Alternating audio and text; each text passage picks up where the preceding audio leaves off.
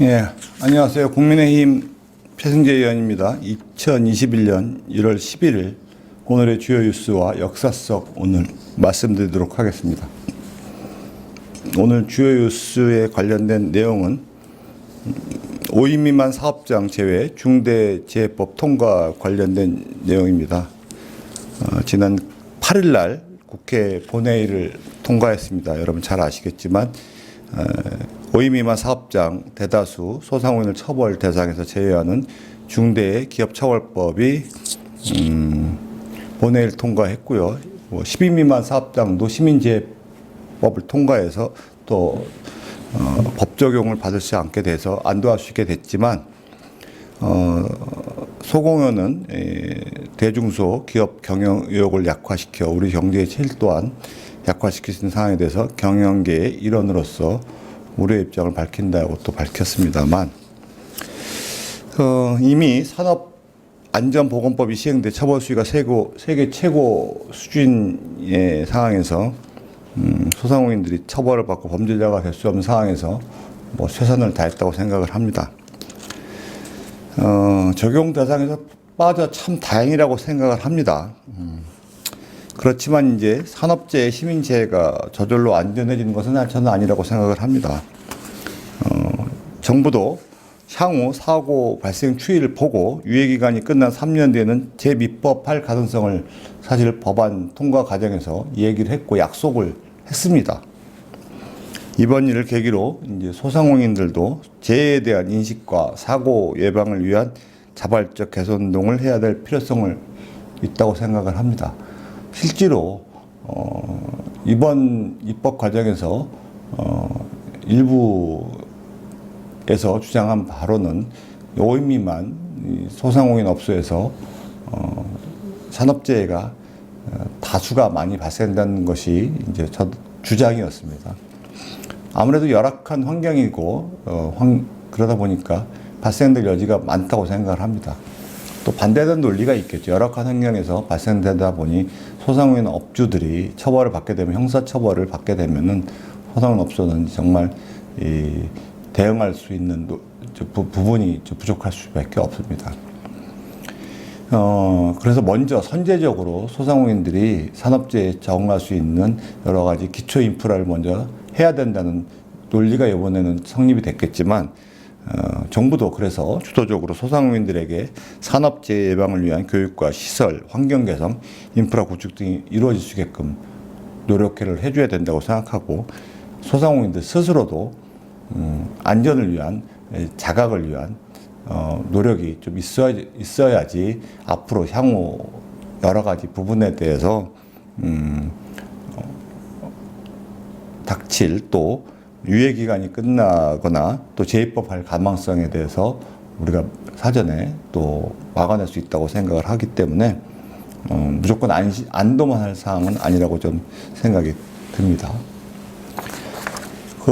다음 뉴스로는요, 소상공인 매출과 관련된 폐업 관련된 뉴스가 나왔습니다. 신축년 새해를 맞이해서 주요 식품 외식 업체들 대상으로 지난해 코로나19 사태로 인한 영향을 짚어보기 위한 설문조사가 나왔는데요.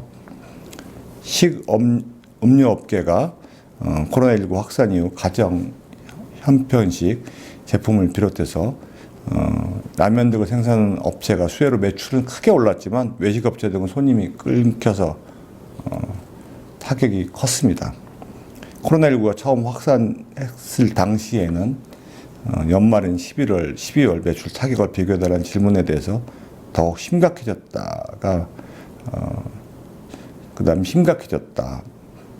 절반에 해당하는 사람들이 작년 연말에 더 큰 매출 타격을 입은 것으로 나타났습니다. 그럼에도 불구하고 지자체 인허가를 받은 업종 중 휴폐업 사업장 수는 점차 감소한 것으로 나타났습니다. 사회적 거리두기 조치를 대폭 강화하면서 자영업자들이 직격탄을 맞았지만 폐업 비용조차 없어서 소상공인들을 울며 겨자 먹기로 현재 버티고 있기 때문에 지금 겨우 폐업도 못하고 있는 상황이라고 지금 보여집니다. 올해도 코로나 여파로 사회적 거리두기 방안이 지속될 것으로 예상되는데 정부는 소상공인들도 온라인 시장에 적참여할 수 있는 방안이 마련되고 폐업의 기로에 있는 소상공인들이 전직이나 재도전을 지원할 수 있는 지원이 있어야 될 거라고 생각을 합니다. 이 폐업도 못하는 이 소상공인들에게 제대로 된 지원이, 실질적인 지원, 그 다음에 핀셋 지원이 이루어지지 않는다면은 나중에 향후에는 크나큰 문제가 발생될 거라고 생각을 합니다. 폐업할 돈도 없다는 이 정말 절망에 찬 목소리를 정부가 제대로 알아듣고 현실에 맞는 대응책을 마련하기를 바랍니다. 다음 뉴스로는 이 보궐선거와 문재인 정부의 지지율 유지 문제입니다. 서울신문과 현대리서치가 여론조사를 발표했는데 현재는 현 정부에 대해서 대체로 비판적 입장을 갖고 있는 것으로 나타나고 있습니다. 코로나19 재난지원금 지급 방식에 대해서도 66.6%는 코로나19 피업종과 취약계층에 집중적으로 지급하는 게 좋다라는 의견이 많고요. 30% 정도가 모든 국민에게 지급하는 게 좋다고 나오고 있습니다. 정부 평가 관련 있는 항목에 대해서는 부정적으로 기울어지고 있겠죠. 추미애 법무부 장관과 윤석열 검찰총장 간 갈등에 대해서도 문재인 대통령의 리더십 문제에 대해서 부족에 대해서도 이제 책임이 있다고 꼽았고요. 고위공직자 범죄수사처가 공정하게 엄정하게 할 것이라고 보는 질문에 대해서도 70% 가까이가 그렇지 않다라고 보고 있습니다.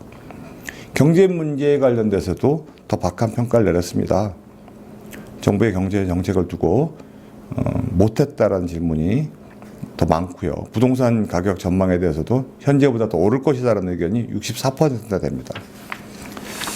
아무래도 이제 민생 문제에 대해서는 상당히 지금 부정적인 의견이 많은데 이런 부정적인 의견들을 좀 잘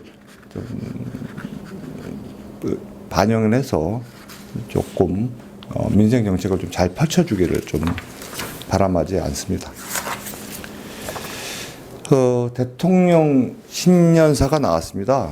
문재인 대통령 신년사가 나왔는데 국민이 만든 희망, 회복, 포용, 도약 이런 내용입니다. 희망을 기원하면서도 마음이 무겁습니다. 새해가 새해 같지 않다는 말이 실감됩니다. 라는 내용으로 시작되는 내용입니다. 대통령의 신년사에 관련된 내용은 여러분께서도 읽어보시겠지만 내용의 간단한 내용은 우리 국민에게 회복의 해, 포용의 해, 도약의 해가 될 거라고 말씀을 하셨습니다. 저는 신년사를 읽어보면서 이대로 되면 정말 좋겠다 생각이 듭니다. 이 대통령의 신년사대로 국민들이 정말 희망을 갖고 회복하고 포용하고 도약할 수 있는 새해가 된다면 얼마나 좋겠습니까? 이 대통령의 말씀이 정말 진정성 있는 말씀으로 느끼고 싶고 또 대통령의 말씀을 정말 믿고 싶은 생각입니다. 대통령의 말씀을 부정으로만 느끼고 싶은 생각은 없고요. 대통령의 신년사에 담긴 진정성을 우리가 정말 느끼면서 느낄 수 있는 한 해가 되기를 진정으로 바람하지 않습니다. 다만 이제 요번에 그 관련된 내용에서 조금 아쉬운 부분은 국정운영 계획이 나왔는데 남북 관계에 관련된 부분은 조금 아쉽습니다. 잘 아시겠지만 이 김정은 북한 위원장이 핵 잠수함 개발을 선언했고 핵 보유국이라는 점을 공식화했습니다. 이 부분에 대해서는 정말 좀 아쉽습니다. 어떻게 보면 이게 그동안 평화를 앞세우긴 했는데 핵 잠수함, 핵 보유국이라는 부분인데 계속 이렇게 끌려가야 되느냐.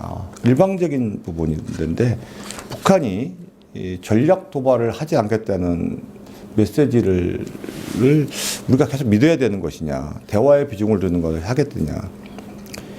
북한은 무력으로 평화를 지키겠다고 했는데 북한은 평화를 얘기하는데 우리나라는 계속 그걸 믿으면서 일방적으로 끌려가는 부분.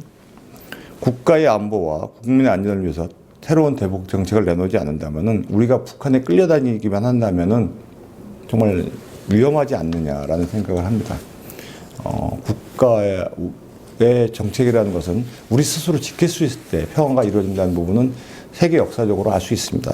이런 부분에 대해서 문재인 대통령의 어떤 내용에서 대북 관계와 관련된 부분에 대해서 국민들한테 안전한 의식, 그다음에 강한 어떤 국민을 지켜내겠다는 의식 부분은 좀 있었으면 좋았지 않았나 생각이 듭니다. 그다음에 또 한 가지는 구청장님 이 시기에 온라인 축제 꼭 하셔야 된다는 얘기 나옵니다. 지난해 서울 지역 기초단체에 개최한 비대면 온라인 행사가 수십 개에 이르는 것으로 파악됐는데 이게 적게는 수천만에서 많게는 수억 원의 예산이 들어간 언택트 행사를 두고 이 코로나19라는 비상 사태에 목적도 효과도 불투명한 예산에 관습적으로 세금을 낭비했습니다. 이 브로그는 4억 5천만 원 들여 유튜브를 운영했지만 조회수는 동영상당 100회도 안 됩니다. 유튜브 조회수가 홈페이지 접속자 수로 참가의 날 계산해서 뻥튀기 통계를 내놨죠.